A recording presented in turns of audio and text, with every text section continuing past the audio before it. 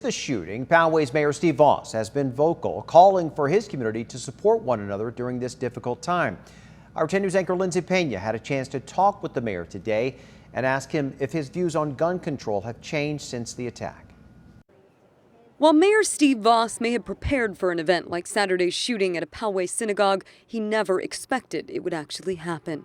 And despite the horrific details, he would rather focus on the stories of heroism and bravery that came out of such tragedy, including the off-duty Border Patrol agent who had his weapon and fired at the suspect. The fact that a Border Patrol agent was there and willing to take on the gunman, that made a huge difference. There's no doubt in my mind we could have seen many, many more lives lost. Vaus, who is a vocal supporter of the Second Amendment and gun rights, didn't want to say if this incident has changed any of his views. Let's talk about community.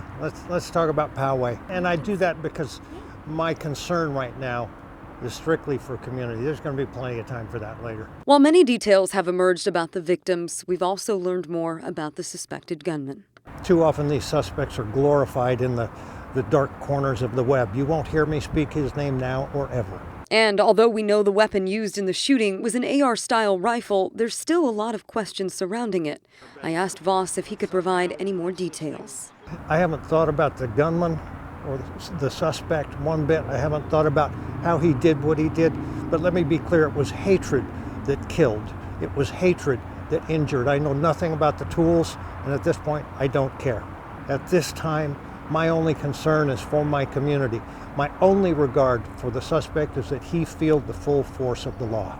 Lindsay Pena, 10 News. ABC News is reporting that Ernest purchased his weapon in San Diego one day before the shooting. Governor